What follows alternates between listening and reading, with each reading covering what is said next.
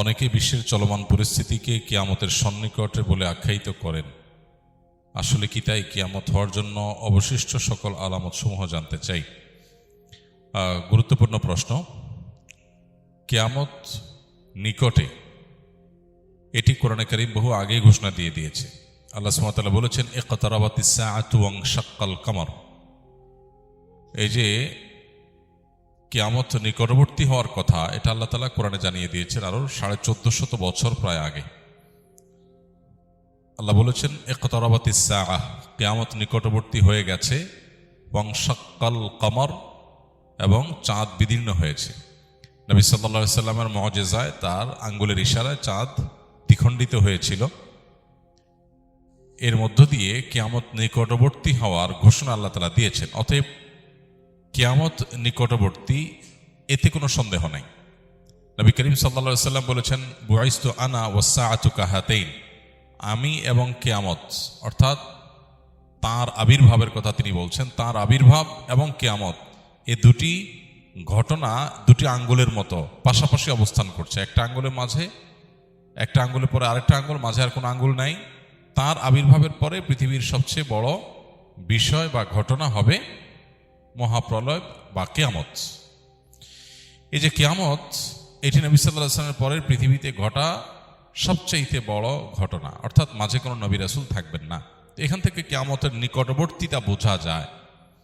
কিন্তু আমাদের সমাজে কিছু ঘটলেই, কোনো ঘটনা, কোনো যুদ্ধ, কোনো বিগ্রহ, কোনো কিছু ঘটলেই আমরা অনেকে কিয়ামতের দিনক্ষণ গণনা করতে শুরু করি, যে আর এতশো বছর আছে, এত বছর আছে, আর ঘরবাড়ি করে লাভ নাই, ইত্যাদি ইত্যাদি। হ্যাঁ, একজন ঈমানদার সবসময় প্রস্তুত থাকবে আখিরাতের জন্য। দুনিয়া নিয়ে অনেক বেশি ব্যস্ত হয়ে থাকবে না। যে কোনো মুহূর্তে তার ডাক আসতে পারে। প্রত্যেকটা মানুষের মৃত্যু মানেই তার কিয়ামত, সেটা ভিন্ন বিষয়। কিন্তু এই সৃষ্টি জগতের যে বিশাল আয়োজন আল্লাহ তাআলার, এটা যে আল্লাহ তাআলা ধ্বংস করে দিবেন, সেটা অতি নিকটে। এই অতি নিকটের ডেফিনেশনটা কি, এটা সংজ্ঞাটা কি? অতি নিকটে মানে কত বছর?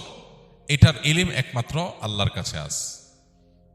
1450 বছর আগে কোরআন যে বলেছে ইকতারাবাতিস সাআহ, যে মহানিনাদ গোটা সৃষ্টি জগৎকে ধ্বংস করে আল্লাহর বিচারের মুখোমুখি করবে মানুষ এবং জিনকে, সেই মহানিনাদ বা সেই কিয়ামত, সেটি নিকটবর্তী হয়ে গেছে। এটি বলার পরও পার হয়েছে 1450 বছর।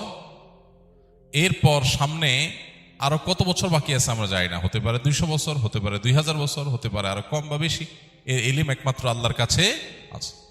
কোরআনে বারবার করে এই বিষয়টা আমাদেরকে সতর্ক করা হয়েছে যে কিয়ামতের ইলম, কিয়ামতের সময় ক্ষণের ইলম একমাত্র কার কাছে আছে? আল্লাহ রাব্বুল আলামিনের কাছে। খোদ নবী সাল্লাল্লাহু আলাইহি সাল্লামকে যখন জিজ্ঞাসা করা হয়েছিল কিয়ামত কবে হবে, তিনি উত্তরে বলেছেন, মাল মাসউলু বিহা বিআলামা মিনাস সাইল। যাকে জিজ্ঞাসা করা হয়েছে তিনি প্রশ্নকর্তার চাইতে বেশি জানেন না। অর্থাৎ ঠিক কবে হবে এই দিনক্ষণ আমরা কেউই আসলে জানি না। এটা জানেন কে? আল্লাহ রাব্বুল আলামিন। তবে হ্যাঁ, কিয়ামতের অনেক আলামত আছে। এই আলামতগুলো আপনি চাইছেন যে অবশিষ্ট সকল আলামত জানতে। কিয়ামতের সকল আলামত একসাথে জানানো কঠিন। কিয়ামতের আলামতগুলো দুই প্রকার। একটা হলো আলামাতে কুবরা, বড় আলামত। বড় আলামত বলতে উদ্দেশ্য হলো যেগুলো কিয়ামতের ঠিক কাছাকাছি সময়ে একেবারে শেষ মুহূর্তে প্রকাশ পাবে, যেগুলো দেখে মানুষ বুঝবে যে শেষ, আর সুযোগ নাই। যেমন সূর্য প্রতিদিন পূর্ব দিক থেকে উঠে, ওই দিন পশ্চিম দিক থেকে উঠবে, তখন সবাই বুঝে যাবে যে হ্যাঁ শেষ। তখন তওবা করলো আর তওবা কবুল হবে না, একেবারে শেষ কিয়ামতের এই আলামত প্রকাশের পর। এছাড়া আরো কিয়ামতের 9টি আলামত আছে। হাদিসে মোট 10টি আলামতের কথা বলা হচ্ছে। এগুলো কিয়ামতের একেবারে নিকটবর্তী সময়। কয়েকটা বড় ভূমিধস হবে, হ্যাঁ, তারপরে ইয়াজুজ মাজুজের প্রকাশ, আত্মপ্রকাশ ঘটবে। দাব্বাতুল আরদ, একটা প্রাণী অলৌকিকভাবে প্রকাশিত হবে, ইত্যাদি ইত্যাদি কিয়ামতের আলামত আছে। আর ছোট আলামত যেগুলো, ছোট আলামত বলতে যেগুলো কিয়ামতের অনেক আগে থেকে প্রকাশিত হওয়া শুরু করেছে, যেমন নবী করিম সাল্লাল্লাহু আলাইহি সাল্লামের আবির্ভাব ইটসেলফ কিয়ামতের একটি আলামত। কিয়ামতের আলামত মানেই কিন্তু নেগেটিভ কিছু না। আমরা মনে করি কিয়ামতের আলামত মানেই খারাপ কিছু। এটা সবসময় জরুরি না। হ্যাঁ, বেশিরভাগ আলামতই হয়তো, বা একটা উল্লেখযোগ্য সংখ্যা আলামতই হয়তো নেগেটিভ বা খারাপ জিনিস, অপ্রত্যাশিত জিনিস। কিন্তু কিয়ামতের অনেক আলামত আছে যেগুলো আসলে খারাপ কিছু না। যেমন নবী সাল্লাল্লাহু আলাইহি সাল্লামের আগমন, তার আবির্ভাব, এটা কিয়ামতের একটি আলামত। তার মানে এটা একটা ইন্ডিকেটর যে সৃষ্টি জগৎ তার পরিণতির দিকে যাচ্ছে। তারপরে আর নবী কোনো রাসূল, নবী হিসাবে রাসূল হিসাবে কি আবির্ভূত আসবে না, নতুন কোনো নবী রাসূল আসবে না। সো এরপরে আসবে কি? কিয়ামত। তো এটা থেকে নিয়ে শুরু করে কিয়ামতের আলামত সমূহের সংখ্যা কি, এ সম্পর্কে সৌদি আরবের একজন স্কলার ডক্টর মোহাম্মদ আল আরিফি, তার একটা বই আছে নেহায়াতুল আলম, আর একটা আছে আশরাতুস সাআহ নেহায়াতুল আলম। এই যে বই, এই বইয়ের মধ্যে তিনি অনেক ডিটেইল আলোচনা করেছেন। আমরা এগুলোকে সংক্ষিপ্ত একটা ছোট্ট ছোটি বইতে প্রায় 10 বছর আগে একত্র করেছিলাম, কিয়ামতের 141 আলামত এই নামে। এই 141 আলামতের মধ্যে আপনার 10টা হলো, বাকি 131টা হলো ছোট ছোট আলামত। এই যে দাসীর পেট থেকে তার মালিকের জন্ম হবে, এটা একটা আলামত।